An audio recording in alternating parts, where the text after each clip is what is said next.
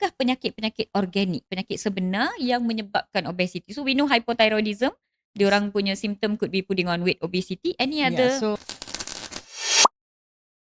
PCOS also, hormonal imbalances ada, insulin resistance ada, so itu akan menyebabkan also penghadaman makanan jadi tenaga is reduced, lebih kepada penyimpanan, so berat badan boleh naik. Oh, Cushing's, what about Cushing's syndrome, right? So Cushing's syndrome maksudnya paras kortisol dalam badan berlebihan, lebih daripada paras fisiologi dalam badan, right? Semakin naik, and that one causes central obesity. So Boleh tak doktor terangkan sikit for the benefit of the viewers, apa itu kortisol? sejenis hormon yang dikeluarkan daripada kelenjar adrenal dalam badan kita and dipanggil stress hormon kita. So bila kita dalam keadaan stres yang kronik, kortisol kita tinggi boleh menjejaskan metabolisme badan.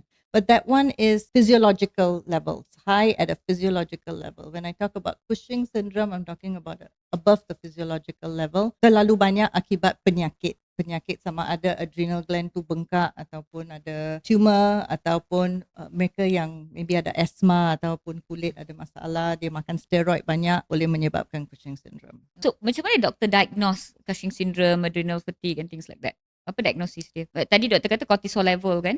So doktor buat blood test Blood test to check the cortisol level in the body, yes. Alright, but do you do like one off punya cortisol level No, atau all hormones also kena buat beberapa kali because hormones akan fluctuate up and down. So for cortisol levels first, maybe we might do a random one to tengok ada tinggi atau tidak. And then there are specific dynamic tests that we do to determine whether there is actually dysfunction in the cortisol levels in the body. so dia pagi lah, tengah hari lah, malam lah and all that and then you see the graph. Siri jom dengar tips ini dibawakan khas untuk anda oleh Columbia Asia Hospital Tebrau.